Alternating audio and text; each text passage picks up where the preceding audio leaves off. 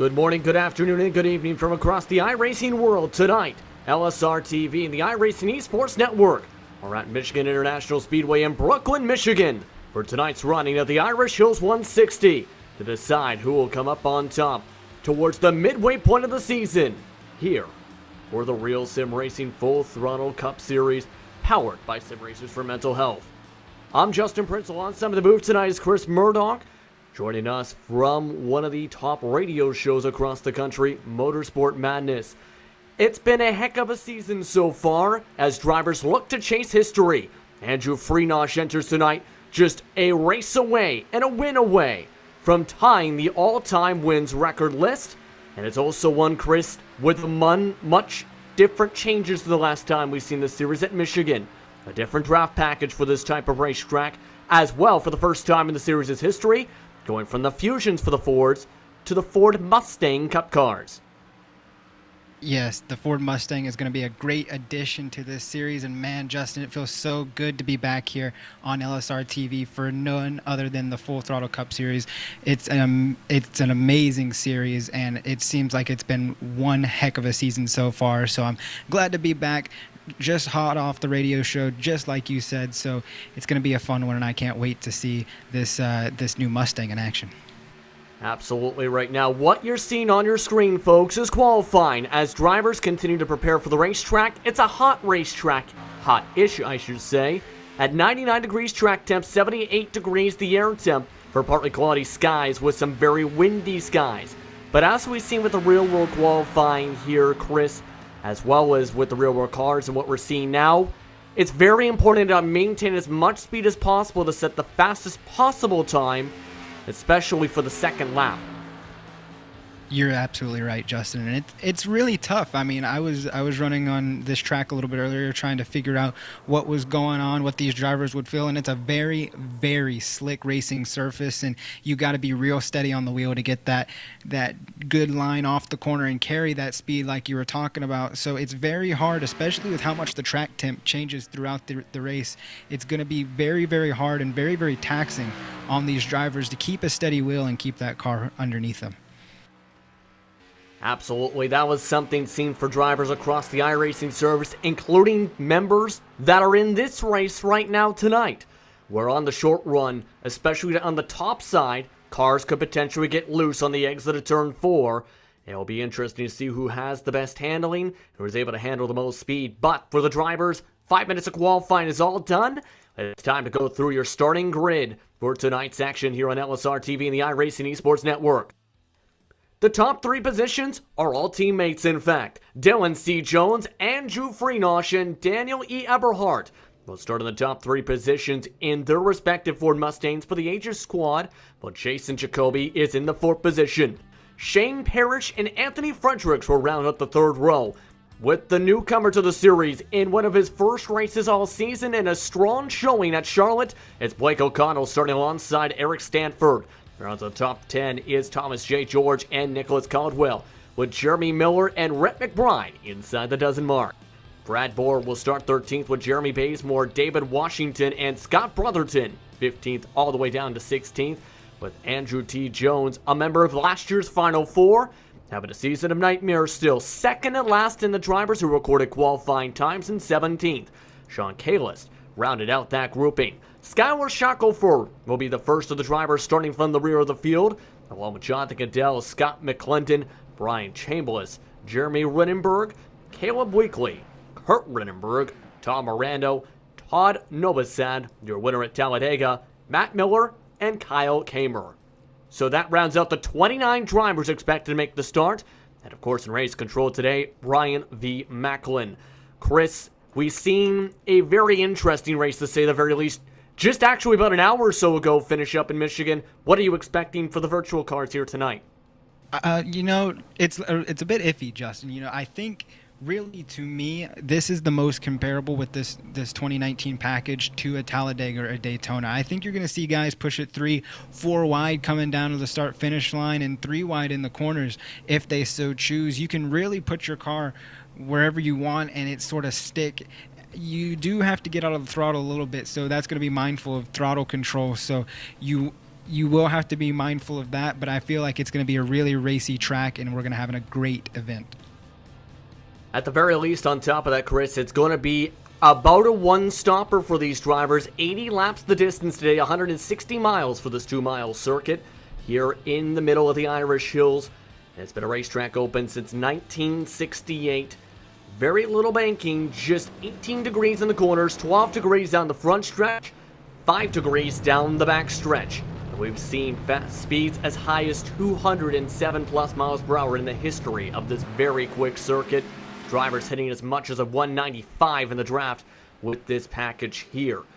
So at this point, of course, we're in a situation where the drivers are trying to come close towards the standings. Right now, for the top 19 positions, you have a gap that's about 200 points. But when you look at that cutoff, this is where I think it's going to be very crucial for drivers like Fredericks up towards the top and McClendon to gain some points, because they are tied for 15th and for the last playoff spot in this race.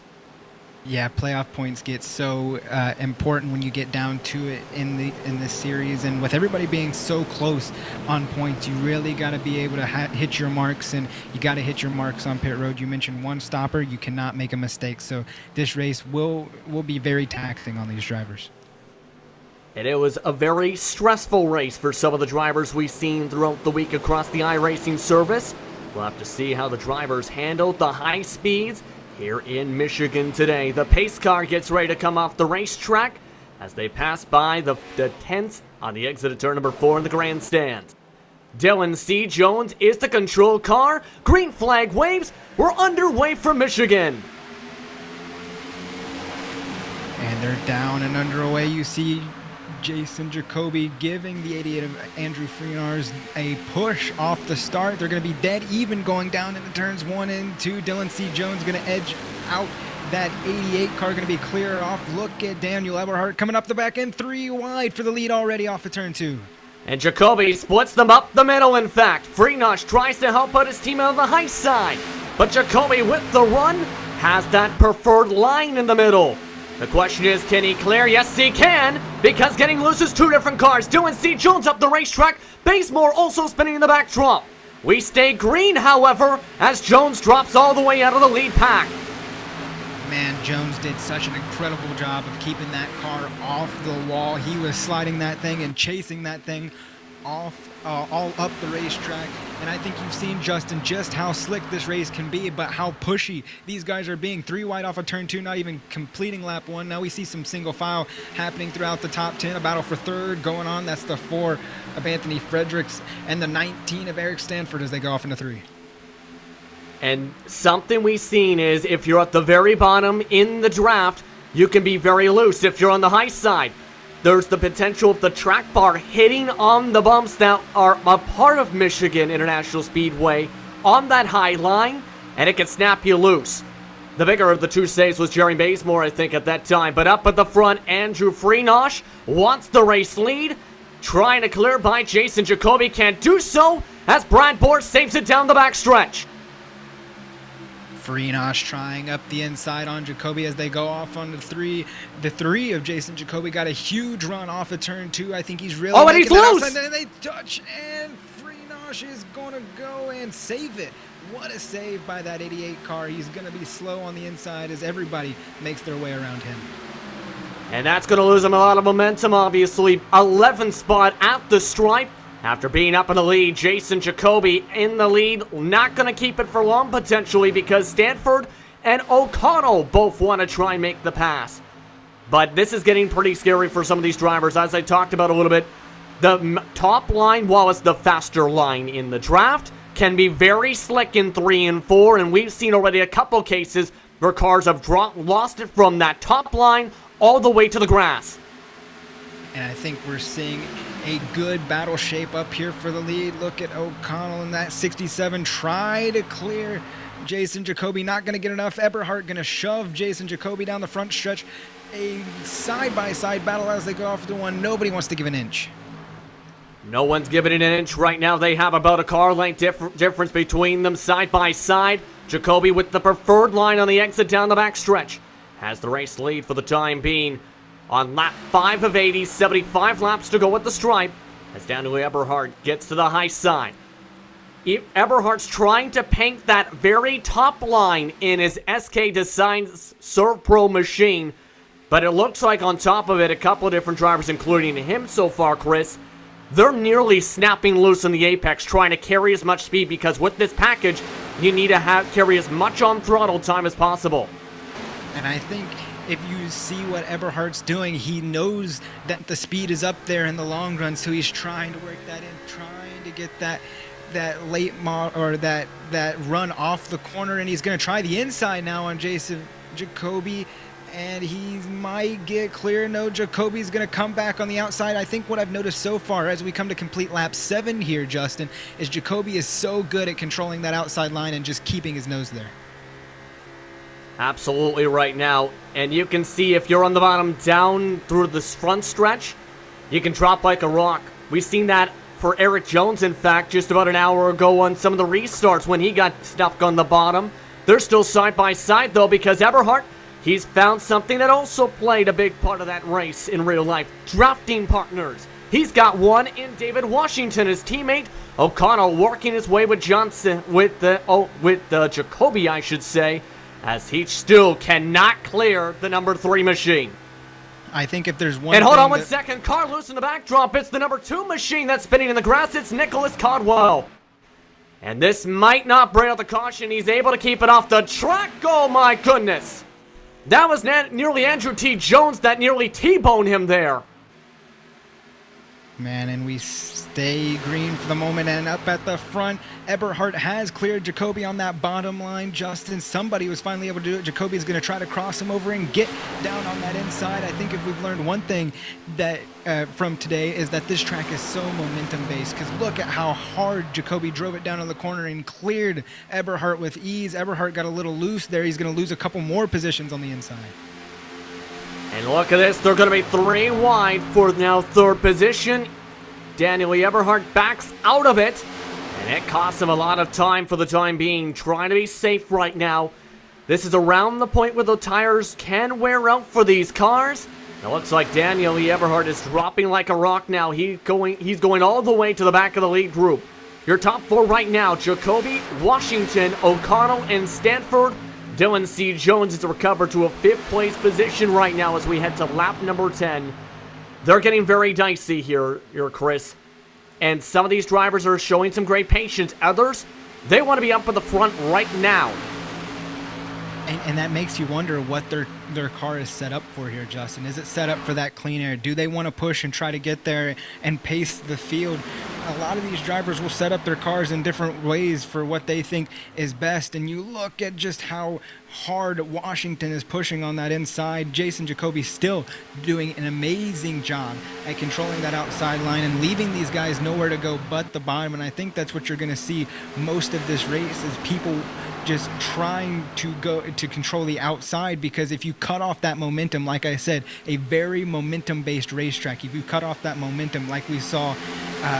Hold on one second in the backdrop. You might have seen at the back of the lead group, Jeremy Miller was sideways and had to lock up the brakes. Didn't bring up the caution though, and he lost the whole lead group in at least 6 seconds. We nearly seen a crash on again out of turn number 4. It is a very slick racetrack again, Chris. 109 degrees Fahrenheit track temp.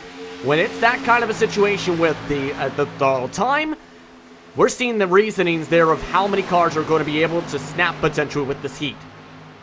You are absolutely right, Justin, and I think really we've seen a great job out of these drivers of awareness, really, because I mean, how many close calls have we had just in the first 12 laps of this race here? So many close calls. Everybody's doing a great job at, keeping their eyes peeled for that car that's going to snap loose and keeping this field under green. And as this has all been going on, the lead group right now is pulled away already here, Chris, by 6 seconds. From the top 10 to 11 places, Brad Bohr. Some of the drivers in the second group are the ones we've seen the mistakes from. Others, they've just not had the drafting partners. Why do you think that is, as the clouds start coming over top the racetrack here with Washington in the lead? and that's going to be a big adjustment with the clouds coming over the racetrack. The car is going to tighten up a little bit, so we should see a lot more grip. Maybe depending on how long these clouds lay over, the track is going to adjust a lot, and you can see Jason Jacoby already feeling that effects as he's dropping like a rock on the outside. Washington up to the front. Jones, who we saw get loose in the beginning of the race, has worked his way back up to second. A lot of great racing, and there goes Jacoby for second, coming back with that run. He tries to send it in deep as they are nearly sideways, in fact, to the apex of 3 and 4. But Jacoby not able to get the run and taking advantage on the preferred line on the exit is Andrew Freenosh. Has some help with some of his teammates lined up behind Eric Stanford. Blake O'Connell also lined up. Eberhard is also on the high side as Jacoby nearly gets cut off by Jones as he swapped to the bottom side. And I want you to look at our top 5 Oh, and look at this! Blake O'Connell's hit the wall. Trouble down the backstretch. Shane Parrish involved. Anthony Fredericks involved. We still stay green, however. This is amazing driving. How we have not had a caution with all these incidents is beyond me, Justin, but these guys are doing phenomenal at keeping it off each other and saving the car and keeping this track green. It's amazing to watch. And it just looked like on that one for O'Connell, he got loose on the exit of turn 2 and ended up actually then pushing back up towards the wall as he was trying to save it, and that just looked like it bottlenecked everyone else behind him in towards the wall. And that can happen when you're carrying so much momentum out of these corners, Justin. It's very hard to woe up, and once you see a car snap, and if you're on the bad end, a bad lane of that, there's just nowhere for you to go. So it's amazing that didn't turn into something bigger, and everybody kept the wheels going straight. But look at the top 4 here. You know, all Mustangs, top 5 even, all Mustangs. The Mustang just getting released this past build. So these guys have already been putting the Mustang to some good work and giving it a good show. On the outside, Jacoby making the power move to get up to second for the time being once more. But you're right so far. These Ford Mustangs made their debut on the iRacing service just last week, the new build. And they're putting on a heck of a show. What also made a debut was green-white checkers. We'll talk about that in a second because Jacoby has sent it in deep. Does he make it stick, though? Can he make it stick as he's able to keep the race lead? New race leader, once again, Jason Jacoby. And you gotta wonder, Justin, how long can these guys push for this hard? Because we know just from talking to other drivers throughout the build and even talking to some of the drivers in this race that tires go away really, really fast with the speeds you're pushing here. So they're one snap away from sending it straight into the outside wall or even around. So you got to wonder how much longer these guys are going to push this hard on these tires before they start backing it up. Now, right now, they're running 170, one in the apex of the corner in the lead part of the pack. And by the end of the straightaways, again, they've been reaching around the same ballpark of 182-ish, 185 to 187 at the most right now with this draft. For Jacoby specifically, we're going to have to throw that out the window because the caution is out. It's on the front stretch. It's Daniel Eberhardt. We've seen him struggling. He was involved in that incident, and it looks like it was another situation where he got loose and smacked the wall. Yeah, it just shows you, like I mentioned, how loose these cars can get on this slick track temp. He was trying to chase it through 3 and 4, and you know, maybe some contact there between the 4 just helped him go around, but I think he was already gone by the time it happened, and there just was no saving it. He tried and went through the grass, through the restart zone, and brought out our first caution here. Caution comes on a lap 18 of 80 here as he goes from what was up at the front, up in the top 10 to 28th. He actually nearly hit the pace car trying to get the car going, but as you said, with a hot track temp, that can happen. And we were seeing that as the tires were wearing down, that some drivers struggled just like that. I think he's also affected a bit of suspension because the car's kind of crab walking, in fact, in live action.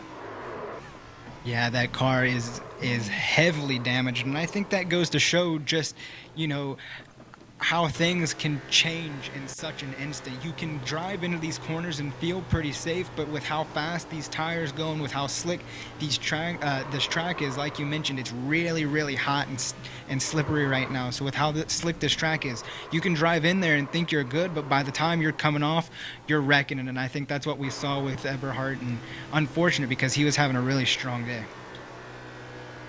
Yeah, and it has seemingly snowballed since he got loose that first time. He was involved in that collision after O'Connell got loose and hit the wall at a 2. And now it's all the way at the back with severe damage still from that prior collision. All the drivers ducking down to the pit lane. No drivers were a lap down at the time of the caution flag. We have had one DNF so far in Caleb Weekly. In fact, he did not even make the start of this race here today. As the drivers duck down and try and take their 4 tires and fuel. Again, the fuel window is about up to 40-ish laps. Maybe realistic around 36 to 38 laps for these teams. As it looks like Anthony Fredericks amongst the drivers who overran them. Brian Chambliss staying out to try and get bonus points. The first driver out of the lane, though, appears to be Jeremy Bazemore. He did not stop either. But the first one that did stop was Washington, Jacoby, George, Jones, and Stanford, Chris. That was such a close race between Washington and Jacoby, and you got to think track position is really key here because we saw how spread out they got, just how important the draft here is at this racetrack. So you cannot afford mistakes on pit road, whether they're green flag pit stops or even here under caution, because that can prove detrimental to your race, and you cannot afford to drive through your boxes. Or overrun your box as well, as so many drivers do. But it looks like, again, everyone as to be expected took 4 tires and fuel. There were some repairs done for Fredericks, Kahlist, Brotherton, and O'Connell's cars. And Eberhard still also getting his damage repaired here. He has taken responsibility for the caution, the first caution claimed of the day. Entering tonight's race, he was tied for first in the most caution points on the season. So that will add him an extra caution point to 7 on the season. Also with 6 apiece are Jeremy E. Miller and David Washington. Fowler, Jacoby, Caldwell, Fredericks had 2 apiece along with Sean Kahlist, while Jones, Horn, Thomas J. George, and Kurt Rittenberg had 1 apiece. For Bill, you ask, what is a caution point? For this series, if you bring out a first cause caution and you claim the caution, you get 1 point. You cause a second caution, you add an error point, and then your day is essentially done. There's also ones where if you don't claim them, you get double the points and basically the penalties in the big picture. And we've already seen 1 driver at the least suspended for reaching those incidents so far this season. It's important to keep your car clean and keep some clean battles on the racetrack, Chris. It is really, really important, especially with how important the draft is here, to keep your car clean and make sure there's no damage to it whatsoever, because that can affect your speed in the draft as well. And I think what we've learned, through these first 20 laps or so of green flag racing, Justin, is just how important the draft is, because we saw that lead pack breakaway. We saw guys able to drive it down in there, use the run, and be able to stick the corner and clear the cars. But I think we also learned how important keeping the tires under you are, because we saw a lot of close calls on that first green flag run. We've really seen a couple different big ones, in fact, when you think about it, and that was something a lot of drivers, including the ones in here, seen in their various drives across the service during Week 13 on iRacing. But one of the things that was a part of the new build was the green-white checkers. I alluded to it a bit before, but that is something that is also brand new to the series. There'll be a max of about 3 attempts for the RealSimRacing's events for 2019. Of course, we've seen the impact of it in real life, but prior to that, if you had a caution before, say, the point of no return around 5 or 4 laps to go, it was done. Now, that might play some huge dividends for today with strategy as we're 1 to go for the restart. Yeah, and I know Evan Pasoko is here with us in spirit, Justin, and his famous phrase, the point of no return is no more. So that's awesome to say. It's a huge upgrade in the terms of the quality of competition for iRacing, and it's been a long time coming, and I know they've been working really, really hard on trying to nail it down. And I've been a part of a couple of those throughout the Week 13 build, and they're really fun. They amp up the energy by about 10. It's amazing. Not to be confused with Monster Energy, as these are Monster Energy race cars, and AMP, I don't even know. I see what you did there. Yes, you get an A for effort. An A for effort, a C for execution. These drivers, though, want to have an A for execution on this restart, though, Chris. Right now, we're coming to lap 23. That'll be 58 laps to go. David Washington, the control car, will start on the inside. Jacoby on the outside of the front row. Then it is George, Jones, Freenosh, Stanford, Cadell, Shackelford, McClendon, McBride inside the top 10. Of the drivers in the top 10, Shackelford, Cadell had started off in the back along with McClendon. So they were able to gain a lot of track position. Washington already off and away. Green flag waves as we're back racing here at Michigan. Jacoby not getting the start he wanted to. Had to get a push from Dylan C. Jones to even get up to speed. You see him duck in between, in line behind, or in front of, I should say, of Thomas George, trying to use that run, trying to use that draft to get back up to David Washington, and he does. But the one thing you cannot avoid is the long delay of hitting that gas on the restart, and we didn't see too many people do that. Jacoby going to shoot for the inside as they go off into 3. And he's been doing this all race so far, setting it very hard and deep into turn 3 to try and slide it up the racetrack to the high line out of turn 4. Gets him to the race lead. Jacoby up to the front for now. But look who's building up behind him still. Washington gives him a shot, while George tries to work with Stanford. Jones lined up with Freenosh right behind the top 2, as the lead group features up to 16 cars within a span of 1.3 seconds. Man, Washington and Jacoby were bump drafting going down, and you see Jones and Washington sort of bump drafting. You see Washington go to the inside, maybe going to try the same thing that Jacoby did on the inside the lap before. Is he going to be able to clear him? And he does for now. Keeps that bottom line, keeps Dylan C. Jones in his tow, and we have a new leader, David Washington. But look at Jason Jacoby, rocket on the outside, no help really. Now Freenar is going to come out and try to help him, but you need that draft to be able to survive on that outside line, and he really just doesn't have that help right now. For Washington, this is just his 6th race of 2019, and he's trying to get what would be his first top 5 or top 10, or of course, win on the campaign. He blocks the high side this time. Jacoby tries to send it side by side. Can he clear him is the question. Yes, he can. Floors at 181 miles per hour as they'll go down to the bump draft to the inside once more. The two H's cars trying to work back together on the inside. George has cycled back to 4th, while Washington has cycled back to the race lead into turn 1. And that just goes to show how important that draft is. You saw Jones and Washington hook up there on the front straightaway, and it just sent Washington down into the first corner and got to clear him. But Jacoby not done yet, going to be fighting back on the outside, trying to stay side by side with Washington. Washington going to dive it deep down into again. You see Jacoby trying to go down and maybe side draft Dylan Jones to keep that run, and he does, to stay side by side with Jones. Washington still your leader, while Thomas George patiently watches from behind. And the HS cars are both actually hooking up. All 4 up in the top 6 are bump drafting their way into turn number 1. But look who's working his way on the high line now in front of Andrew, and on top of Andrew Freenosh. Brad Bohr, remember he lost it down the backstretch? He's now up to his highest position since that saving 6th spot. That's +7 from his starting position too. It shows you how important momentum is, and if you play the momentum right, you can really make up some good track position in short order, and that's what we're seeing from Brad here in the 48.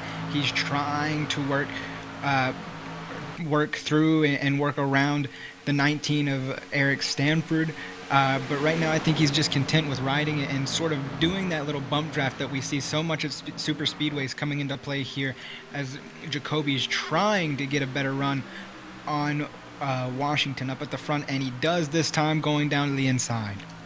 Jacoby actually tried a triple bump draft, as you see on the front stretch. That forced Jones down low. Jacoby forces it back to the high side to retake the lead.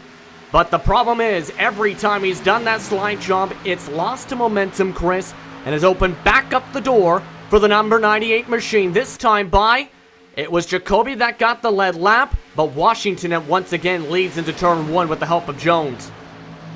I think you got to really look at how hard Jacoby is driving into these corners and how much stress he's putting on those tires. He's not going to be able to do that for very much longer. You see him carry the momentum off of the outside lane, but with the bump draft from the 03 of Dylan Jones, it's just no match. That outside line being by yourself, David Washington's going to be the thorn in Jason Jacoby's side, but you can see he's trying. He gets a little high off the corner than he might necessarily want, and now you see the freight train, the line of cars, single file, just drafting.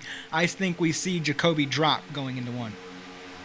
And he got some help, though, heading into turn one, because we've seen a few times that the preferred line down to the backstretch has been the high line. However, the bottom line has been a bit of the faster one on the long run.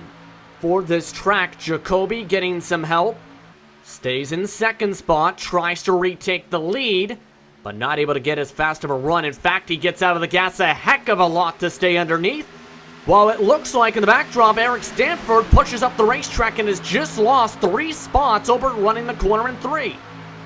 And it shows how tight these cars can get behind one another. If you just play it the wrong way and you get in the wrong draft, you can get really tight and push up, and that's exactly what happened to Stanford, and he lost because of it. But I think what you saw coming in out of 3 and 4 was a strategic move by Jacoby, is try to keep that bottom, keep those two up on the outside line. It would have worked if Jones would not have went with his teammate of Washington. I just think Jacoby is just going to fight an uphill battle trying to fight these Aegis cars. Jacoby's still trying to use that bottom line through 3 and 4 as Washington tries to play defense. 49 laps to go at the stripe for lap 32 of 80 here for the Irish Hills 160. Washington again gets the bump draft as 3 teammates are lined up on the high side. Jacoby not getting as much help as I think he'd like so far as Freenosh decides to try and use the bottom line. In fact, what will the Hellman's machine try and do? He can't carry the momentum as he tucks back to the high side here.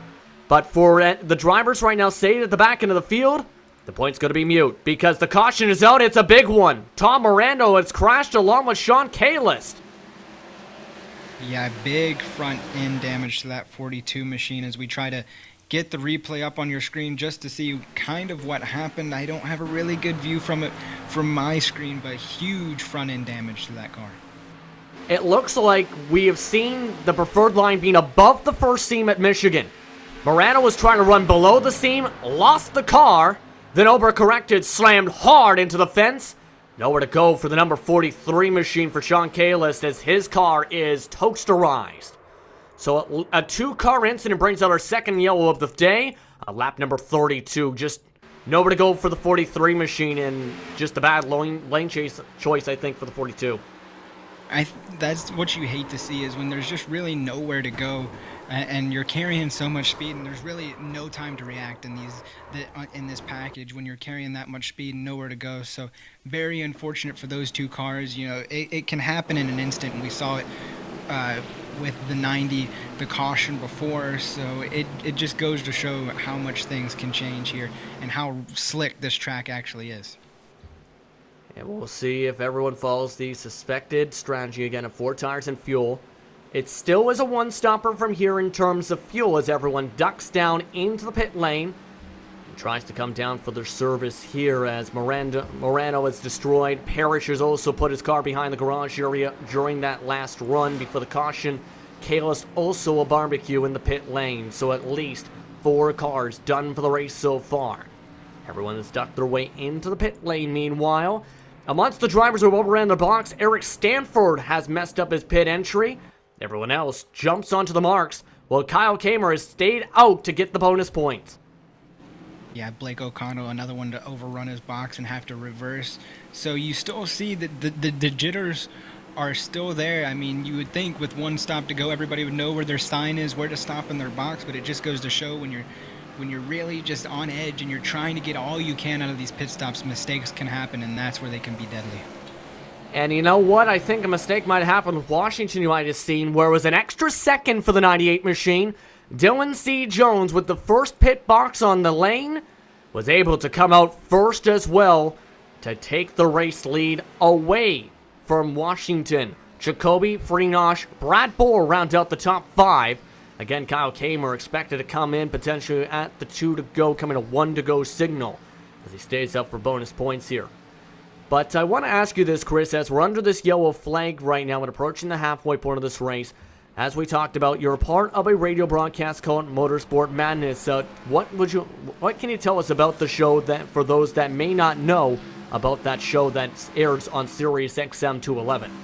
Well, I really appreciate you asking this question, Justin. Motorsports Madness is a radio show on Sirius XM channel 211. For those of you who have Sirius, it's the Dan Patrick channel on Sirius XM. We're a motorsports show. We cover everything. That's why we call it Madness. So join the madness. You can either listen to it live at 7, during the week, or you can catch it Saturday on Sirius XM channel 211 at 7 p.m. the Dan Patrick channel. We cover everything from NASCAR to Formula One, IndyCar, even some of the short track stuff. We go modified racing all the time. It's a very, very fun environment. We try to keep the energy up and try to do the best we can, sort of like we try to do here on LSR TV. So it's really, really fun show, and if you haven't checked it out yet, you probably should. And I believe you're actually a part of the show's talent list for the last airing. How is it trying to be a part of that kind of a show, to try and gain experience for one, and two, to help be on that national presence, to have that national platform rather, or to talk about motorsports and to talk about things such as NASCAR? I mean, it's a dream come true, man. When you get the chance to go to school and study media. I went to school at Ohio University, studied media there for 2 years, video editing, and then come down here and do something that you've grown up doing is just so much fun. And it's a blast to be able to be a part of it and be on a national scale. Never did I think at 21 years of age I would be saying that I'm a part of a national radio show on Sirius XM. So it's a dream come true. I have fun doing it every day, and it's so much fun to get to talk to some of these national series drivers and some of the wheel and late model drivers. So it'll be fun. I know we got a few guests coming up. I don't know if I'm allowed to share them just yet, so if you want to see who they are, stay tuned. Stay tuned indeed. We're one to go behind the pace car, and I think you're going to have to explain this logic to me here. Kyle Kamer stayed out with the one to go signal. So we're talking about a guy that's on older tires by about 10-ish laps compared to everybody else. That's going to have to hope that he can hold off these cars. I don't get the strategy here. I don't either. I think if you're Washington and Freenosh, you're on the weary side, because we know how loose these cars can get, on a run. Just imagine the tire spin when you're trying to get up through the gears. You just better hope Kamer doesn't spin the tires and possibly create a very, very massive incident. So if you're Dylan C. Jones, you're breathing a sigh of relief that you're up there on that outside line, and hopefully you can scoot by on the restart. And before anyone asks, there is a difference in terms of how the package runs in real life to iRacing. One of the differences, I should say, is the tires. Unlike real life, the tires are basically more shreddable, so to speak, or wear more than what we see to the real life counterpart. Kyle Kamer going to put this to the test. He's going to go off and away. Green flag is out. We're back underway in Michigan, and we're going to have to see how he handles the exit of turn 2, because at about 10 laps with this package we've been seeing on this service, you have to start lifting a little bit. This might actually hurt Kamer if he gets rallied up by everybody else that's drafting behind with a huge difference of speed. And I think the worst thing for Kamer is that he got so far out in front, because now the run is going to come from Dylan C. Jones. You see him make that move to the inside. Kamer has nowhere to go. He can't even block it. Dylan C. Jones coming with a full head of steam. You see Jacoby going in, and Kamer's up the track and 4 wide for a moment off of turn 4, and they're still trying, and they're loose. You see the 48 get loose there for a moment. How they still are going is beyond me, but that was almost big. Yeah, and it looked like Kamer tried to hold the gas, and for him, he had no grip. He just pushed straight up the track. As we were discussing, look at him now. He is still pushing up in at least 5 miles per hour slower, because he has to make sure he doesn't push up or get loose and hit the wall. Dylan C. Jones, meanwhile, at the point, battling with Jason Jacoby on the inside line. Able to just clear by the number 3 machine for the time being. And this battle for the lead has been amazing all day. You see Jacoby drive all the way down to the grass just to try to get that inside line from Dylan C. Jones. He's going to be side by side, but the Aegis car, you see him 2, 3, and 4 for the moment there, pushing down the back straightaway, trying to keep that momentum up. Jacoby on the inside. Can he clear Dylan C. Jones? No, Jones going to rally back on the outside as they go down the back straightaway and off into 3. But he has drafting help. Washington pushes him on the outside line. Not enough really to clear him, Jacoby, though, but he is on that preferred line to get the run. Question is, does he actually get the boost he wants? Yes. So he is going to be able to lead this lap this time by at the stripe. 41 laps to go. The Aegis cars line up on the outside. Now trying to freight train Jacoby, but look who's made his way to 5th. Jeremy E. Miller, who locked up the brakes to avoid hitting the wall early on in the race, has worked himself back into the top 5 in the HBR machine.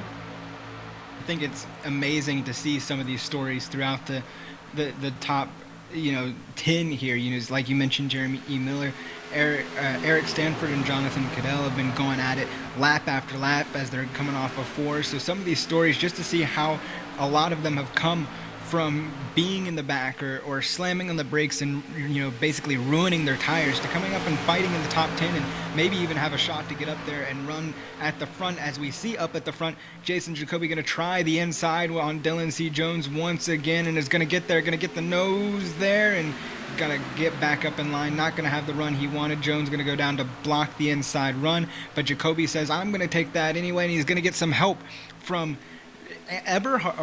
Washington, I should say, and clear Dylan C. Jones. So Jacoby up to the point, just past the halfway mark, 39 laps to go. As they continue to go back and forth, the Aegis cars continue to take the lead into 1. Jacoby keeps taking the lead out of turn number 4. Let's very quickly go through the Ford Entertainment Group midway race break as quick as we can. At this time by Jacoby up at the front, Washington 2nd, Freenosh in 3rd, Jones, Miller, Cadell in the top 6, with Stanford, George, Bohr, and Caldwell all within 0.8 of a second. McBride's 11th, Shackelford in 12th, with O'Connell the first car 1 second back. 14th, Anthony Fredericks, with Miller, McClendon, Chambliss, Kamer, I should say, with Kurt Renenberg, Scott Brotherton inside the top 20. Rounding out the field, Andrew T. Jones, Tom Novosad, Jeremy Renenberg, Jeremy Bazemore. All the drivers on the track will Eberhardt, Kalis, Morano, Parrish, Weekly are your DNFs. So that's your very, very quick look through your FEG midway race break. FEG PC has been serving the iRacing community with custom-built, affordable computers specifically built and tuned for iRacing. Your PC will come with everything you need preloaded so you can get iRacing as soon as it gets your doorstep. Get yours today and join the 600 plus iRacers already enjoying an FEG PC. PCs to fit every budget for $540 on up or available. Visit www.fegpc.net and mention the code LSRTV10 and get your build quoted today. So that's your midway race break. That is the quickest I think I've gone through it. I think we went through it in 20 seconds. The FEG car, though, is up at the front. Jacoby, a part of their team, is still battling side by side. In fact, with the top 6, in fact, side by side for this race lead. You went through that just about as quick as these cars are going, as we now see Washington try to work that outside line with Freenosh on the outside, getting all over the back bumper of that 98 machine, trying to push him down the front straightaway, and it works as he gets a huge run going off into turn 1. Going to be trying to fight on that high side on Jason Jacoby. Jacoby has Miller in that 23 machine behind him, and Miller gets loose, and he is going to save it on the bottom line. What a save and what a drive by all these drivers to avoid him on that bottom line, almost lose it. And Miller loses a ton of spots despite the big time save. Up at the front, though, Washington looking to retake the lead once more as Jacoby side drafts him. Doesn't work, however. He does have the high line as they're going to be side by side once more. Should note that Kyle Kamer has come into pit. He is inside the fuel window, and remember, he stayed on those old tires He is now the first car a lap down in 24th position, as they're still side by side for the lead. You see Washington get a little bit of a bobble there on the inside line, but it's not going to mess with him too much. He's got Freenosh all over the back bumper, trying to get to the inside of Jacoby. He gets the nose there going into turn 3, trying to drive it in deep. You see him push up just a tiny bit. This is where we're going to start seeing these tires come into the factor, Justin. How hard are these guys willing to push into the corner to try to clear him, to try to get that lead? They're going to have to start being mindful of how loose these cars get. And on top of that, the track is cooling off a little bit. Should note one of the main updates, a part of the iRacing build, is the track isn't as sensitive to the clouds above the sky, because the track temperature is basically read with a little temperature gun that ends up picking up the track temperature at that specific time. We used to see it drop as much as 10 degrees Fahrenheit. The swings we're seeing since the new build, maybe up to 4 in about the exact same span we've seen that, which is absolutely huge for drivers to be able to adjust for this new package here as Washington still holds on. And trust me, you can still tell in these cars when the track temp changes and, you know, when that track starts to cool off. You can see Washington control that outside line against Jacoby, and Freenosh going to try to work the inside as Jacoby gets a huge bobble out of 1 and 2, and he's going to lose a couple of spots. You got Thomas George on the inside, and the 19 of Eric Stanford, Dylan Jones, going to go by, and that was a huge bobble for Jason Jacoby. And just looked like he over-rotated. I think he's actually nearly approaching that mark again. Because when you're going as fast as you can, it's like driving with an eggshell underneath your gas pedal. Miller, the eggshell broke for him. He lost it again out of turn 4, was able to save it. He has just had a roller coaster of a day, as high as second at some points through this race, Justin, and now finding himself back in the 17th position after just losing it. And look at the breakaway we have here. 2 cars, Freenosh and Washington, doing an amazing job at keeping those bumpers hooked going down the back straightaway, just like this is Daytona or Talladega. I told you at the top of the broadcast, I feel like this is the closest we can get to Daytona and Talladega in terms of just raw speeds and what you're able to do with these cars, and these 2 up at the front are proving it. Now you see George in that Chevrolet Camaro with Jacoby and the Mustang behind him, trying to work back up to those 2, and I think they're going to get there. Yeah, you can see they already closed about, I think, about 2 tenths. Yes, indeed, about a tenth or 2 with the draft in the past lap alone. Should note that some of the drivers at the back of the field are coming into pit. Matt Miller is trying the undercut. As he came in, he's now in 23rd position. The top drivers in the field, though, are 2 single file for the time being. Now it becomes the question, when do you pit as George gets loose? Able to avoid the contact, though, is Jacoby with an absolutely big-time turn of the wheel to the left. You just beg the question of when do we see these drivers pit with how snap loose these cars are getting right now, Justin. I say we see them within the next 10 laps. They come down pit road, because you're not going to want to push it too much farther on these tires. Did we see a car get into the wall coming off of 2? I'm not sure if that was Jacoby or Jones, but they're just pushing these cars as hard as the cars will let them push, and these tires are aching right now. O'Connor also lost it at the back end of this pack as Jacoby slides up the racetrack. He's going to cut off Jones to the grass, my goodness, as they'll be side by side. I can see why Jacoby was trying to make the move, though, because it was talked about by Dale Waltrip and Jeff Gordon. If you run side by side, it just stalls you out because of the side draft and the side force. As a big-time bubble sends Jones to the apron. He saves it. And I don't know if there was contact between the Heat and the 3 car, but they were really close coming off that corner. Jones loses a lot of spots. Trouble! Jeremy Bazemore slams the wall hard down the backstretch. This is off the racing surface, but the caution comes out. So we are back under yellow after Bazemore lost it out of turn 2.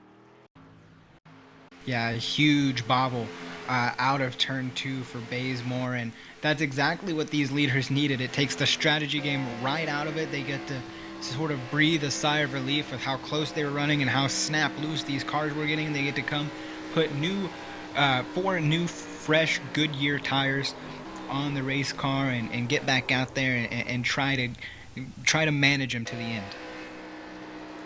And I will say, with this package, you kind of don't want any type of damage because it can hurt your speed down the straights aerodynamically.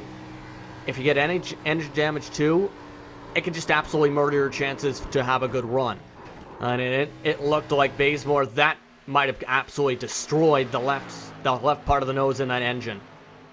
I think now more than ever, keeping your car clean is of the utmost importance. With this 2019 package, Justin, any mistake, any little nick to a car can affect the speed and affect the draft of your car, and where momentum is so important, like a track here like we are tonight at Michigan International Speedway, you do not want any damage as the leaders make their way down pit road. We did have a lengthy run under green flag conditions, about 15 total laps from the restart all the way to the caution flag. We'll have to see, though, if we see everyone take four, if anyone tries a big-time gamble on this racetrack. Again, it was Washington that led them down to the pit lane. Jacoby has overran his box, though. This might cost him half a second on this pit exit. Yeah, and this is the absolute worst time to have that. This could be one of the last pit stops of the night here, Justin, and for him to lose all of those pit stops, he's going to come out right behind Eric Stanford in that 19, and Dylan Jones had a big bobble on that pit stop as well, not getting out of the first pit box as fast as he would like to. So two drivers who have been up at the front racing for the lead already dropping back in the mid-pack. First one to come out of the pits was Washington. Then it is Jonathan Goodell, who gained a lot of time in the pit lane with a 13.7. Freenosh, George McBride ran out the top five. But he hit it on the head. The importance of being able to execute your pit stops could be paramount. And for Jacoby, that was a net loss of about 6 positions on the racetrack. Your lucky dog was Kyle Kamer, who came down the pits early. While the drivers that are going to need to hope for a waiver on Matt Miller on older tires by about 5-6 laps. Todd Novosad staying out for bonus points, the winner from Talladega. But with 26 laps to go, they're lined up behind the pace car here on LSR TV and the iRacing Esports Network for the Irish Hills 160. It's going to be, I think, intense here for now. What are you expecting to see for the rest of the get-go here? I think on the restart here, Justin, we're going to see them maybe 3, even 4 wide as they cross the start-finish line, and even going down the back straightaway, because getting that position and riding that momentum on these restarts is going to be crucial to setting up your run for the rest of the race. I mean, and let's just think about it. How fast has this race gone by? It's been a thrill to watch. There's been passing all day long. These guys in the Full Throttle Cup Series really, really know how to put on a great show, and it's just been fantastic to watch so far. I'm surprised it's only been 50 minutes. I just realized that too. Michigan is traditionally known to have these quick kind of races, but not usually this quick. I don't think. With the prior package, its races would maybe have 1 or 2 cautions at the most and go about 90 minutes at about a 100 lap race, let's say. This, we're going to be very quick, I think, in terms of this. It's looking like at the pace we're going in our 30 minutes of action, not to jinx myself. Yeah, you might want to stop yourself before we get too far down that path. That could be a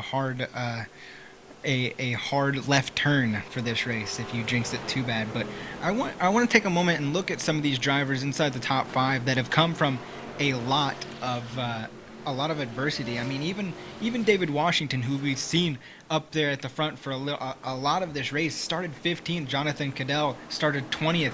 Rhett McBride in 6th. He started 12th. It's been incredible to watch these guys come from the back of the pack towards the front and then stay up there and use the momentum and use the draft to their advantage.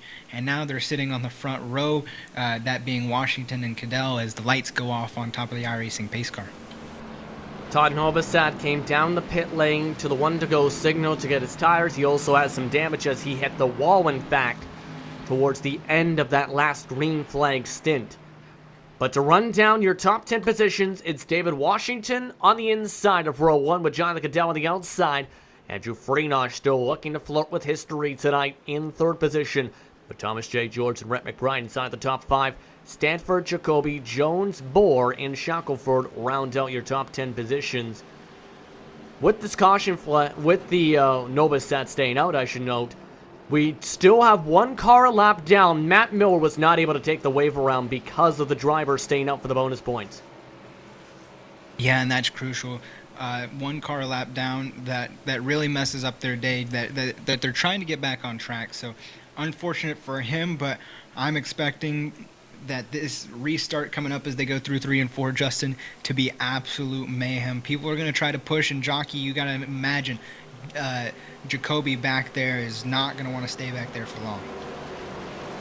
Boar's already backing up and trying to cool down the engine before the green flag drops. Watch him, and he's in 9th position as they approach the Geico restart zone. Pace car off the racetrack. Washington off and away. Working with Freenosh already up through the gears on off and away. Washington and Freenosh are both already cleared by the outside line. And you would be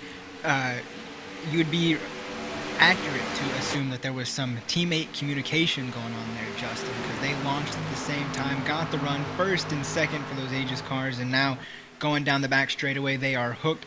Watch out for Jonathan Cadell, though, as he and the 9 of Thomas J. George are going to try to battle these guys on the inside. George looks a little hesitant, though, but he is going to commit to that bottom lane as Cadell tries to clear Washington as they come out of 4. On the inside line, Steel Horse Racing. On the outside line is the Aegis team, as Jonathan Cadell leads them at the stripe with 23 laps to go. George trying to give the push, working with Rhett McBride, as the rest of the Aegis cars all line up. 4 of them on the outside. Look at Jason Jacoby, though, flooring it on the inside, right to the back bumper of McBride, as Washington gets tied on the back end of Cadell. And these guys are so close. Look at George coming down the inside with the push of Rhett McBride, trying to get to the inside of Cadell, and he does. Cadell going to be slow, had to get out of the gas. There's going to get a huge shove from David Washington. And he got hooked. Big of a shove. Big one down to the exit of turn 4. McBride bounces off the pit wall. Spinning around is the 2 Machine of Caldell. As the caution flag is out on lap 58, Jacoby involved. Kamer with significant damage. Novosad involved. Kurt Rittenberg also destroyed. Well, you said it's something pretty intense and crazy. I don't know if that was what you were expecting. I think it was probably exactly what I was expecting. You saw it coming into 3. Cadell drove it in really deep, trying to get that run, and just carried it up the outside. And we were past the point of where David Washington was willing to lift, and he just stayed in it. And Cadell had nowhere to go. Came down in the 5 of Rhett McBride, and Freenosh got a big front end of that, as well as Stanford, and like you mentioned, a whole host of other cars go spinning through the grass. Unfortunate this late, and they're going to have so many good contending cars get damage out of that.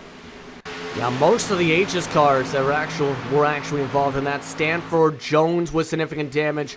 Fredericks had to go in the grass. McClendon went for a tumble and a spin.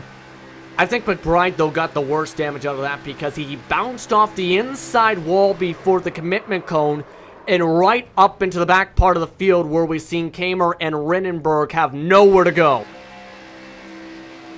Yeah, and that's when you just close your eyes and you're hoping that you get through it, because when you start seeing that smoke, Justin, and the track just spreads wide with cars, and you've got a little bit of an inch of gap, and then it just closes up. So really nowhere to go for a lot of those guys, and it's unfortunate. You talk about how wide the front straightaway is here at Michigan. Well, it can clog up in a hurry.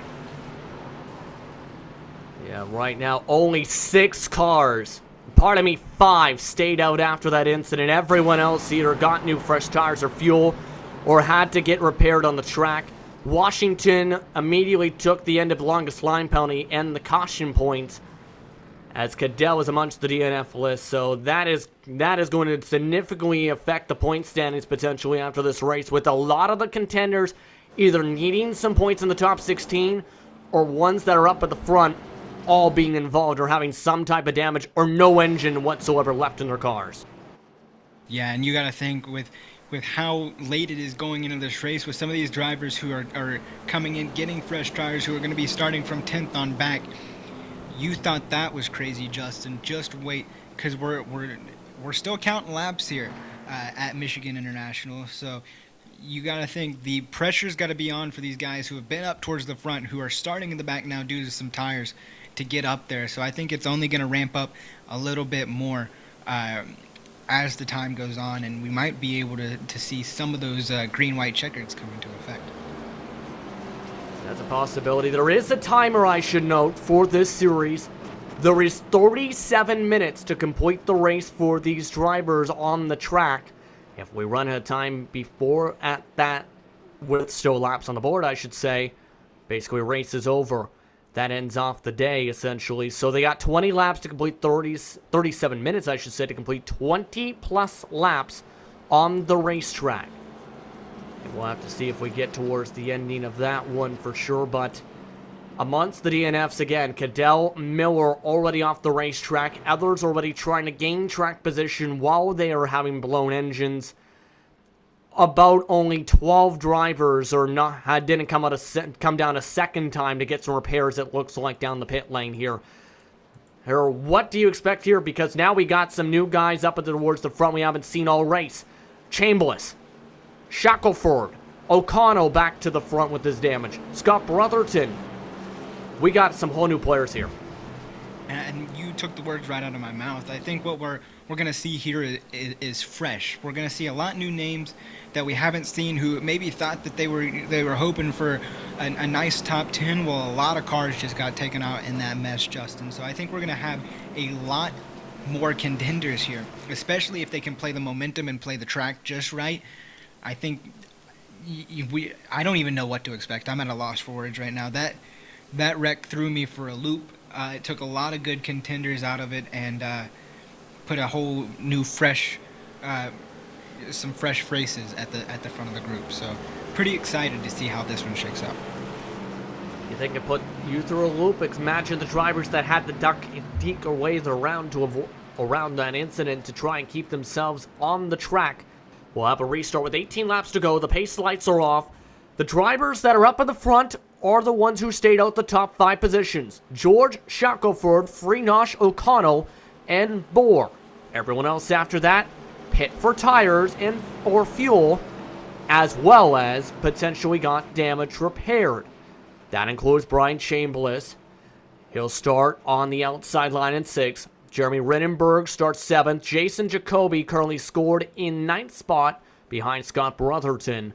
Jeremy E. Miller, Scott McClendon as well in the top 10 grouping. Anthony Fredericks as well.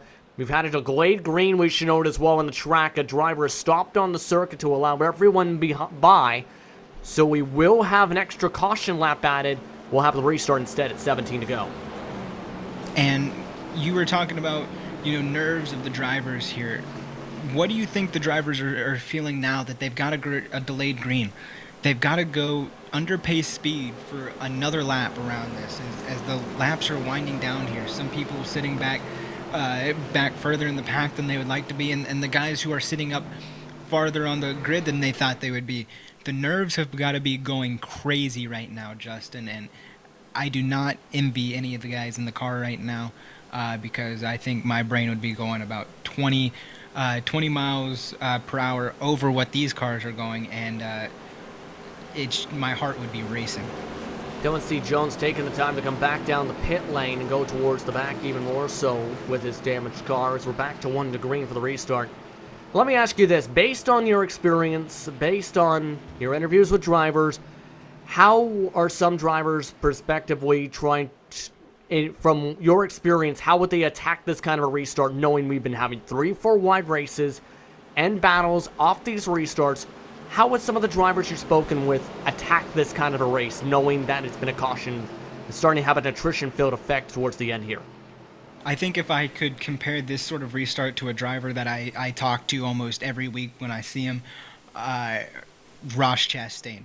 The dude is unfazed by anything, and he's such a fun guy to talk to because you get this little insight. And he says, "Oh yeah, if we have to wave off a green or if we're on a race restart, I'm just gonna send it in even more." So I think that's what we've got to worry about. These guys get aggressive. They know how to race around each other aggressively, like Ross Chastain does. He's so good at racing aggressive, just like a lot of guys in this field. So I say aggressive is the word of the day.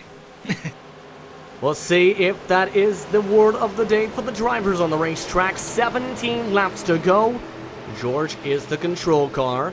He'll have an HBR machine of Skylar Shackelford on the outside line. Freenosh in row 2 with O'Connell, Bohr, and Chambliss in 5 and 6 positions. This time he's bunching them up towards the Geico restart zone. Away they go. Green flags back out. 17 laps to decide. The Irish Hills 160. George gets a good start, but that might come back to bite him as the draft is so important when you get up to speed in these cars. You see Freenosh get that run on the inside up the back of Thomas George, and he's going to try to kind of go to the outside line, going to break the momentum. You've got the 12 of Skylar Shackelford behind him, going to be pushing him down the back straightaway, and George is a sitting duck as they go off into 3. Shackelford helping the man in the 88 machine of Freenosh. One of the most dominant drivers in the history of this series, to the point to lead some of his first laps of the entire day today. Freenosh leads with 16 laps to go, but George, though, has the run, and there's also 2 more cars he has to worry about that are hooking up in Chambliss and O'Connell that can help George. And the last thing that Freenosh and George need right now is this side-by-side battle, because you mentioned it earlier, Justin. You stall out so much when you're side-by-side with this 2019 package. It could just open up the door for Skylar or Brian or anybody back there that has a good enough run to come up and just shoot the gap. And you can see Shackelford get the run off the corner, and he looks like he's going to shoot the middle, but he's not going to get there quite that. 15 laps to go, 3 wide in the backdrop, however. Bohr being passed down low by Scott McClendon, but look who's worked his way from the back end of the top 10 up to 3rd position. Jason Jacoby, who survived with minimal damage, it appears, from that incident, now working with Andrew Freenosh on the bottom side. And the 3 of Jacoby has to be one to watch. He's not afraid to shove it 3 wide, and we've seen that throughout the race. And look at some of the guys behind him. The 48 of Brad Bohr is up here now, and a lot of fresh faces coming up here. Even some drivers who have a little bit of damage able to hold on with that draft, which is really surprising to me as you see 3 wide for 2nd place. Bohr has to get out of the gas below that first seam as McClendon shoots his way up to 4th position. And this could be huge for McClendon.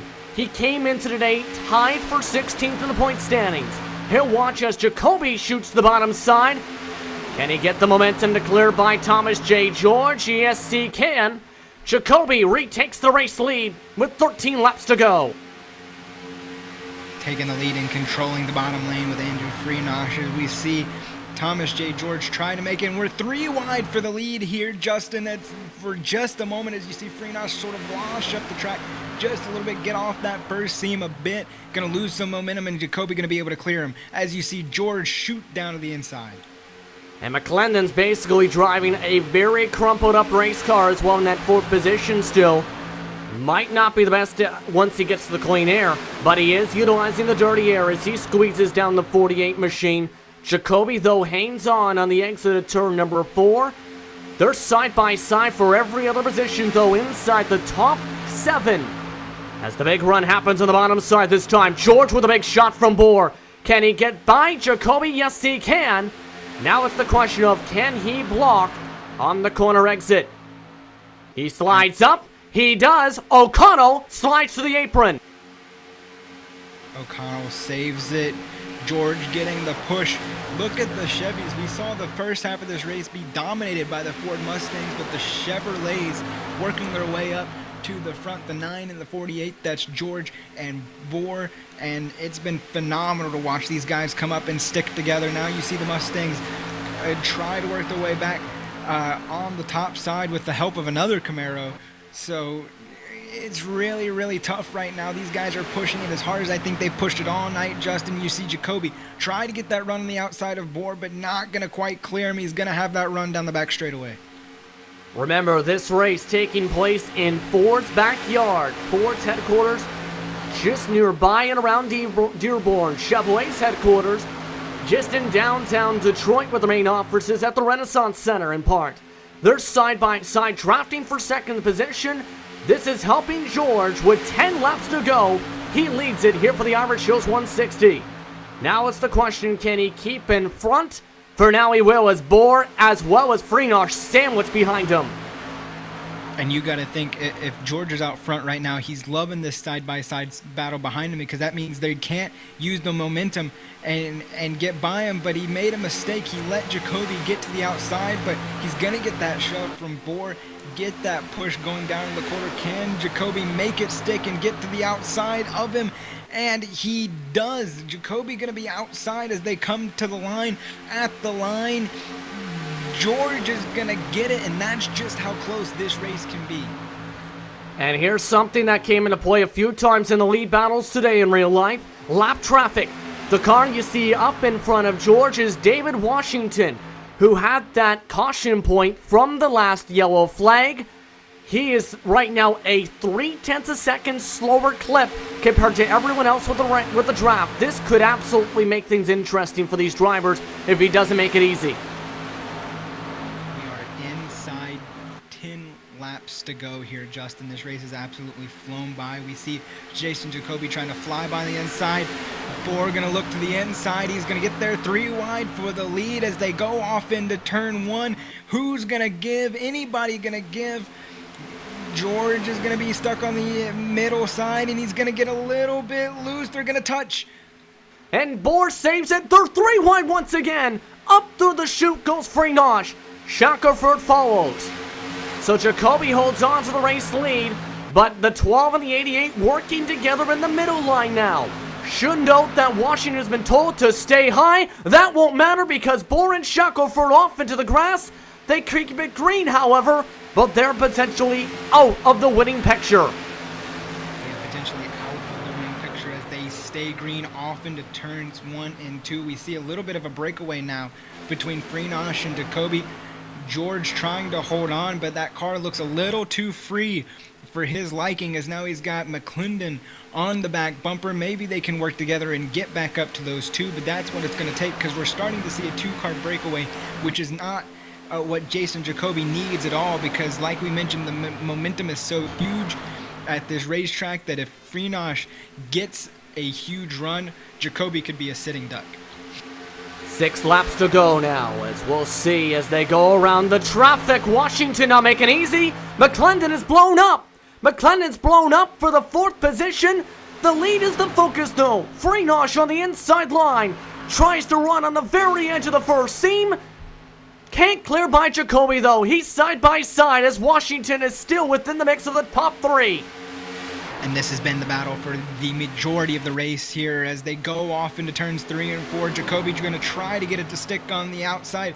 Not going to be the case. Not going to keep it on the outside of Freenosh. Freenosh clears, goes all the way down to the grass to protect that bottom line. And you see Jacoby try to stay up with him, and he's going to shove it, drive it in deep down into turn 1. Side by side they go again.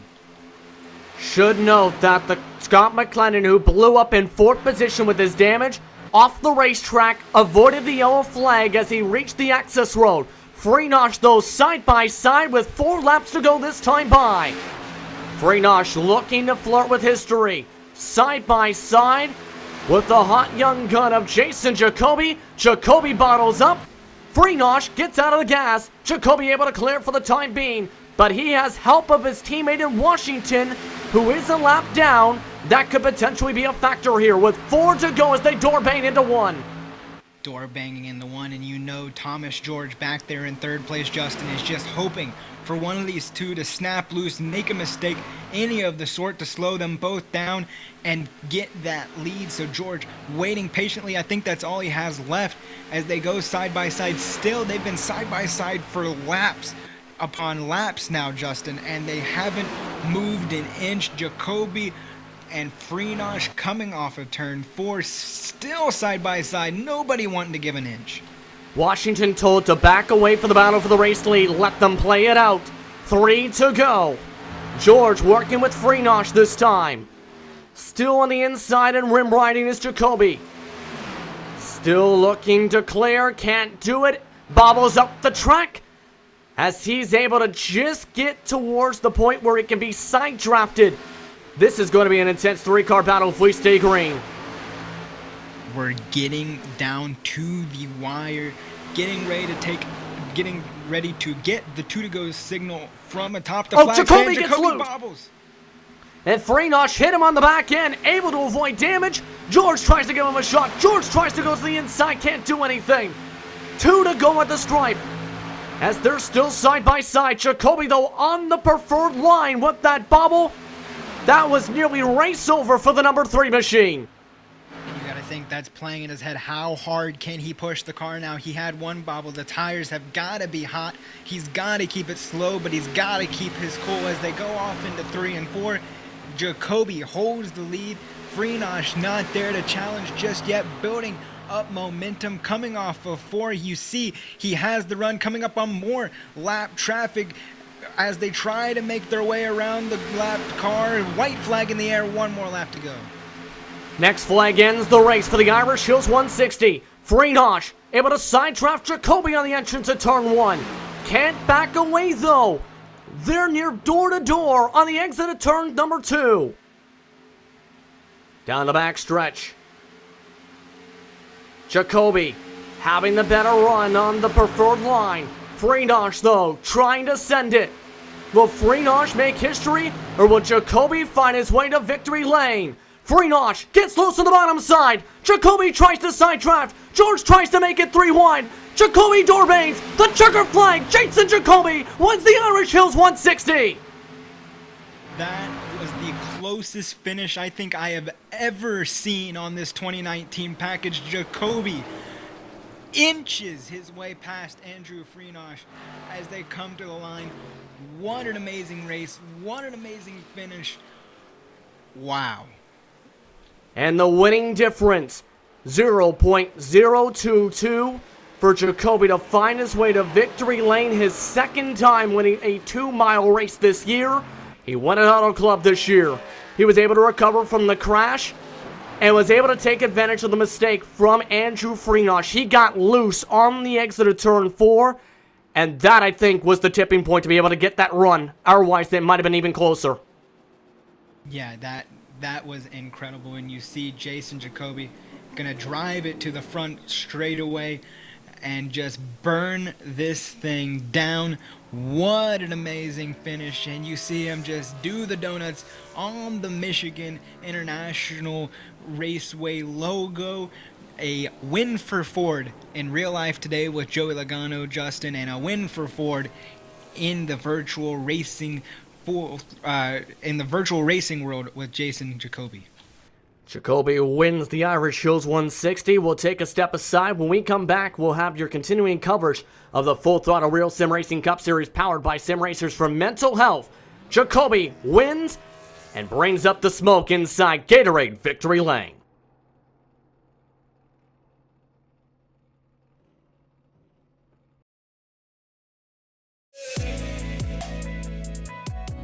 My name is Steven Corpenos. I'm a senior web developer here at iRacing, and I work on the beta UI. It's funny because iRacing has been around for 10 years, but we want to keep delivering the best possible user experience to our customers, and we've found that the old UI isn't exactly what we're trying to deliver in 2018. We want to use new features and provide the best possible experience when using the sim. One of the projects that I've been working on is some custom heat racing configuration for hosted races. We've been listening to our customers. Everyone's been asking for custom heat races. Maybe you want to tweak a few things with the preset iRacing configurations. Well, now you can using the beta UI. So once you're at the home page of the beta UI, you just go to create a race. Then from there you go to your set race options. And you'll notice here under event types, you can actually choose heat racing. First, I'm going to show you how to create a new format from scratch. You can choose the number of entrants. And as you can see, when I made that change, the change was actually reflected on the right side in the graph. Also, you can use the estimated duration at the bottom of the graph when you're changing the length to see what the total duration of your event will be. In addition, you can customize every aspect of the session information, practice, qualifying, heat races, consolations, and of course, the final feature race. Because the beta UI allows us to develop features that are robust and complex, this feature will be exclusively available on the beta UI. Once you've made all of the changes, you can hit save. Say you forgot what you selected. You can always preview it using the preview format button. We are very excited to release the brand new heat racing configuration feature that will be available in Season 3 of iRacing.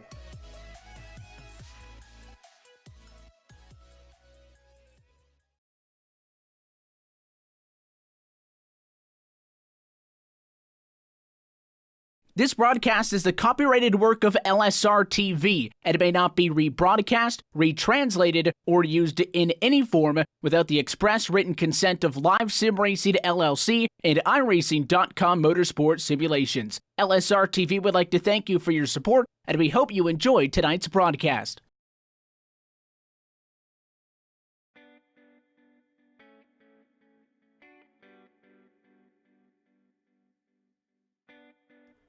So how about that for a finish? Jason Jacoby finding his way to victory lane for the second time on a 2-mile circuit, and his third time overall in 2019. Justin Prince alongside Chris Murdoch here on LSR TV and the iRacing Esports Network. Brett Wheeler up in the director's seat as we'll look at your final race results here, sponsored today by Ford Entertainment Group. Jason Jacoby came away with the checker flag by .022. That is just above 2/100ths of a second to take the checker flag in a side-by-side finish to be able to come up in front of Thomas J. George. Skylar Shackelford led the second group after he was a part of some mistakes down the final stretch. He came away in fourth. Brian Chambliss came away with a top 5 finish. Blake O'Connor recovered from multiple incidents today to finish in 6th position, while Jeremy Rittenberg, Scott Brotherton, Jeremy E. Miller, and Todd Novosad rounded out the top 10, Chris.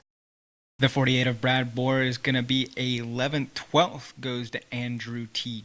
Jones. 13th, Eric Stanford. 14th, Anthony Fredericks. Nicholas Caldwell going to bring it home in 15th. 2 Aegis cars, David Washington and Dylan C. Jones, going to be 16th and 17th respectively. Kurt Rittenberg going to be 18th. Scott McClendon 19th, and rounding out your top 20, Kyle Kamer.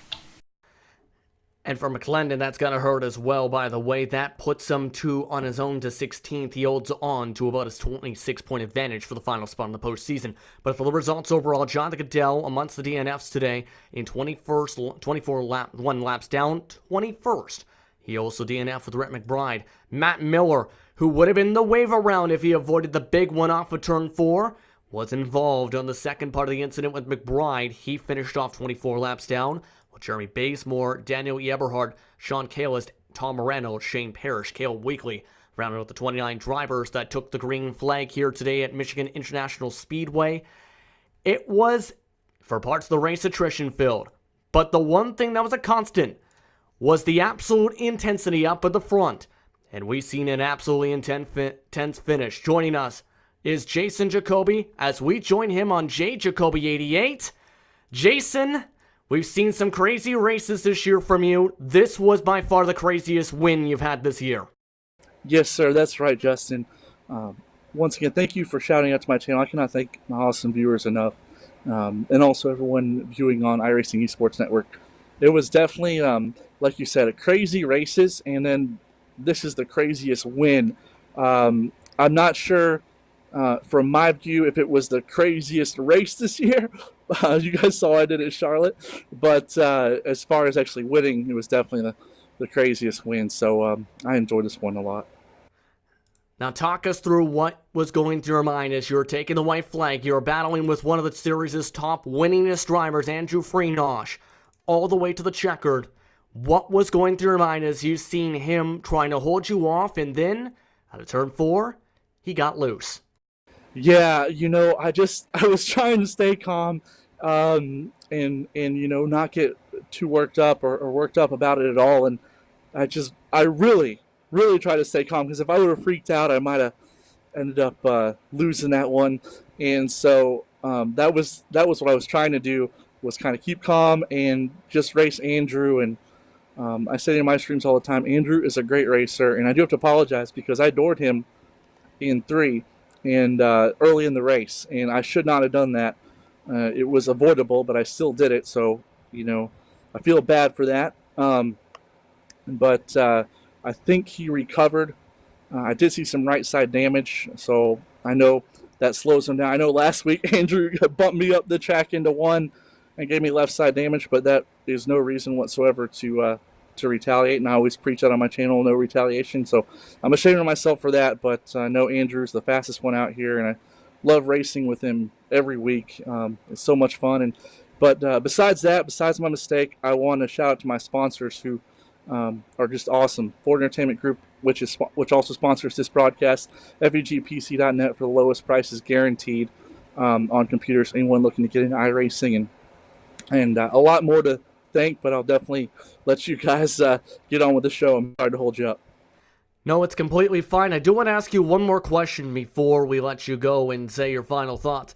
That's one thing that, of course, we've seen was you up at the front a lot of the time. You led 30 total laps tonight. How difficult was it to try and hold on to this race lead, especially knowing that some of the experience that was seen from Auto Club?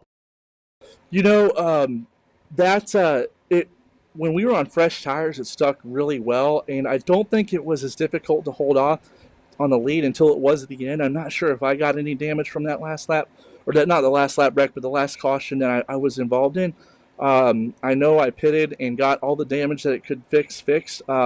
The simulated car did not feel as fast, so holding on to it at the end and even trying to take the lead from Thomas was more of a task than it was earlier in the race. So I'm not sure if that had anything to do with it. Earlier in the race, though, there were a lot of blocks that I could have made, and I didn't because I was trying to be clean out there and just provide some good racing for the lead. But I also want to thank Scott McLennan. Scott's a longtime friend of mine, and he pushed me at the end there to get up to the front pack, and I really appreciate that from Scott. He did a great job with the damage he has, and not many people know this, but he's racing, I guess you could say, under budget. The equipment he races with, it's amazing what he does with it. So props to Scott McLennan. I hope he gets up here for a win sometime or multiple times this season, or at least racing up front for it. It's a lot of fun to race with him and everybody here. Anyone else you want to thank before we let you go here tonight, Jason? Yes, sir. Seat Time Racing School, V-Speed, they do amazing. VSpeedSim.com, Adam Baker, he runs it. He's just a great guy, a lot of character. He's not in it to break anyone's bank. He does super high-quality work for a low price. If you need anything that VSpeedSim.com has, please check him out. And once again, FEGPC.net, LTPGA, Less Than Perfect Golfers Association, and Less Than Perfect Racers Association, reminding us we're all not perfect. We all miss the perfect line every lap, but we do our best. And also, I apologize, I know I'm forgetting some, but James Collins for this amazing paint scheme. Please check out or request work from those guys over at iWraps. My other graphics sponsor is also Sim Graphics. Both of those can be found on Facebook. And I cannot say enough thanks to my awesome viewers who make this so much even more enjoyable than it already is. Thank you very much for the time, Jason. Congratulations on your third checker flag of 2019. Justin, I forgot. Thank you guys for the broadcast, man. I appreciate it. I look forward to talking with you soon. All right, thank you very much. Jason Jacoby, your winner today for the Irish Hills 160. And again, won it by just over 2/100ths of a second. The man who came in second position is standing by with Chris Murdoch. It is Andrew Freenosh. Chris? Andrew, I know I'm probably the last person you want to talk to right now because that means you finished second by inches, man. Walk us through your race tonight. Yeah, not at all. I mean, I enjoy talking to you. I just enjoy getting an interview, to be honest. But, yeah, I mean, we started up front. I really did not have much of any practice rather than the practice session leading up, so didn't really know what to expect. And we were kind of just able to hang out front for a little bit and avoid the big one and have a shot at it at the end. Just came up probably an inch short. If I didn't get loose off the floor, I think we would have had it. But better second than a wreck car and probably 15th, 16th. So. And loose had to be what you guys were fighting through the entire race. I know the track changed a lot throughout the 80-lap event. What were you feeling in the driver's seat? Yeah, interesting enough, I know in real life they were pretty much flooring it the whole way around. We actually had to really lift. It was kind of like you drive it in, and it would, I don't know if it was the arrow push or what really, it just get loose out of nowhere. So it was kind of hard to predict. I was kind of going half throttle through the whole corners. I was probably slowing people down behind me, but I just wanted to be safe than sorry. And some people were getting loose. I was able to not get as loose as they were. I think I only got loose once on the last lap. Good time to do it, right? But you just kind of take it easy, mind my P's and Q's, and like I said, we had a shot at the end. That's all I could ask for. And what was it like in the draft here today? Because I sort of compared it to, a Daytona and Talladega feel, just how much you guys were bump drafting and side drafting down into the corners. And, how fun was it to get out there and just be able to race this close to this many guys? Yeah, I'm not one to really like drafting like that and for it, but I actually did have fun. I will admit, iRacing nailed this setup. It was loose, and with the current package, which I've said before, I really don't like it. I guess this is the best it could be. We were sliding around, but it definitely was a Daytona, but kind of a open setup where the rear end wants to swing around on you. But yeah, it was a ton of fun. We were we were close racing up front there, and I hope we put a good show on for the fans. Definitely fun for the driver's seat. So now we look ahead and we go to an off week, and then we go to Sonoma in 2 weeks. What do you do during an off week, and what do you do to sort of prep for the road course? To be honest, I've been prepping for the Sonoma track for about a month now. I don't know if it's the elevation change or what, but throttle controls actually matters there, and I really, really like it. I'll probably be practicing all week for it as well, especially the new configuration we're going to be running. But I'm very, very excited for this road course. So this week, maybe screw around with Afix or, just kind of practice Sonoma and get ready for that. Well, Andrew, we appreciate you taking the time to talk with us a little bit tonight. But before we let you go, sponsors, shout outs, who makes it happen for you?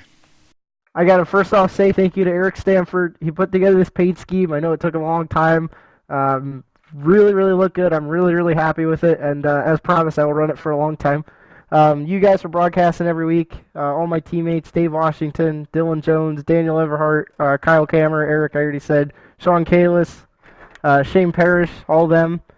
All the fans for watching, my brother for building computers, all my family, friends for putting up with this hobby, and pretty much about it. Well, Andrew, like I said, we appreciate you taking the time to talk with us. We wish you the best of luck through this next 4-race stretch. Enjoy the off week, and hopefully we'll be able to talk to you a little bit more throughout the rest of the season. Thanks so much, guys. Have a good week to everybody. And that was Andrew Freenosh. Not disappointed at all. He's got to be disappointed a little bit in the outcome of the race, but he's keeping his spirits high. A guy who should be on cloud 9, the number 9, Thomas George, going to be down there with Justin. Yes, indeed. Number 9 finished third today. It was, of course, in the mix after a crazy finish here. Thomas, talk us through your race, especially the closing laps where it was a battle between you, Freenosh, and Jacoby.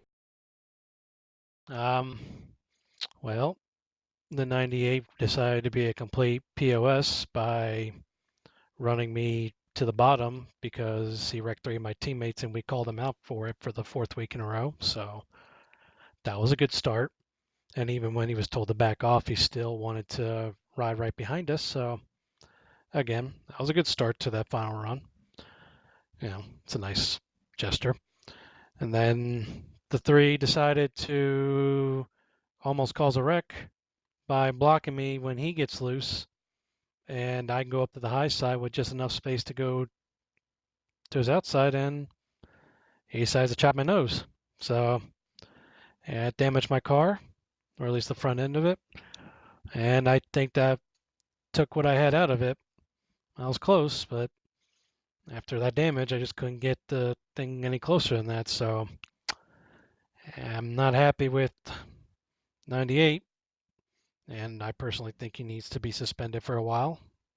Because if he's going to cause a wreck every 4 weeks and then get mad at us for calling him out, or every other week, or every week, whatever, sorry.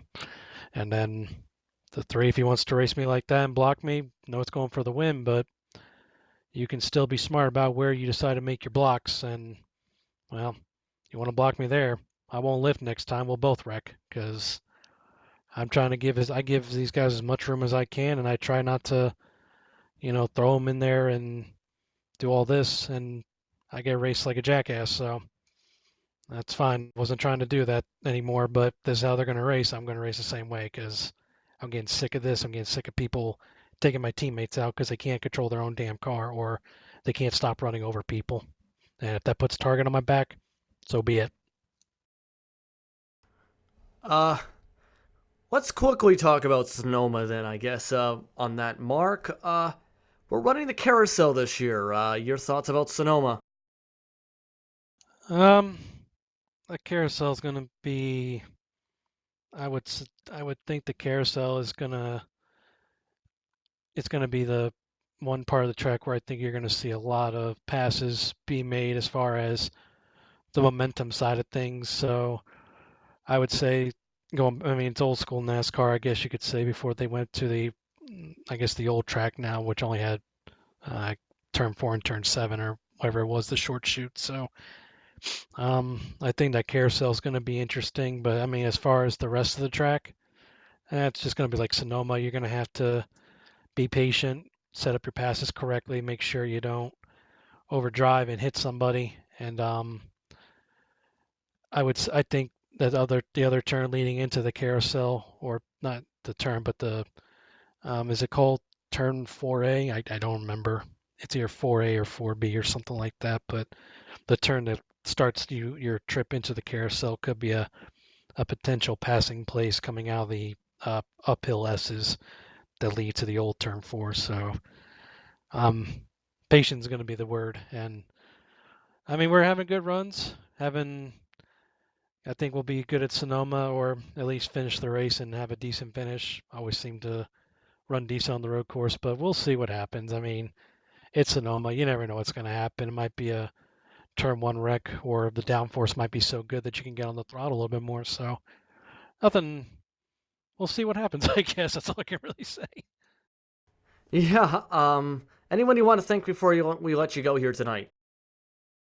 Just my teammates and you guys for putting on the broadcast. I'm sure you enjoyed the aero package with the show. I'm sure it was fun to watch from your vantage point, but it's a white knuckle every lap now with these things, especially a track like this. And Evan for putting the lead together, and Brian for doing the admin stuff. And um, hey, if Milwaukee's listening, I'm here for sponsorship. Give me a call. Thank you very much for the time, Thomas. Congratulations on the third place finish. Thank you, sir. You have a good night. You too. That was Thomas George, came away in third tonight with Steel Horse Racing. Some interesting comments, to say the very least, there from the third place finishing driver. But on the bright spot, we have, for drivers such as that, a chance to cool down. And it's an off week for Father's Day before we head off to race the carousel for 55 laps, I should say. Chris, your thoughts before we say goodbye here tonight? Well, I think my first initial thought is we know exactly where Thomas George stands against the Aegis guys and Washington himself after tonight's event. So it'll be interesting, how the off week treats those two drivers, because it seemed like Thomas was a little bit heated after that. So we'll see how it goes into Sonoma and see if there's any more harsh feelings as they go throughout the rest of the season. But for me, it was just so much fun getting to being able to get back in the booth and to have that close of a finish. Justin, here at Michigan between Jacoby and Freenosh was incredible, and I couldn't have asked for a better show to sort of come back into the LSR TV front. Absolutely. We're glad to have you with us here today, especially, of course, bringing the real world experience as well with Motorsports Madness, as you talked about on Sirius XM 211, the Dan Patrick channel that was broadcast throughout various times throughout the week. You get to hear Chris potentially throughout the next few weeks and upcoming months for that show. But it's time to say goodbye here at the iRacing Esports Network on LSR TV. For Chris Murdoch and our producer and director tonight, Brett Wheeler, I'm Justin Prince saying so long and have a wonderful rest of your week. We'll see you next time when we head off to Sonoma. Congratulations once again to your race winner, Jason Jacoby, who took his third checker flag of the season. Have a wonderful night, everybody across the world.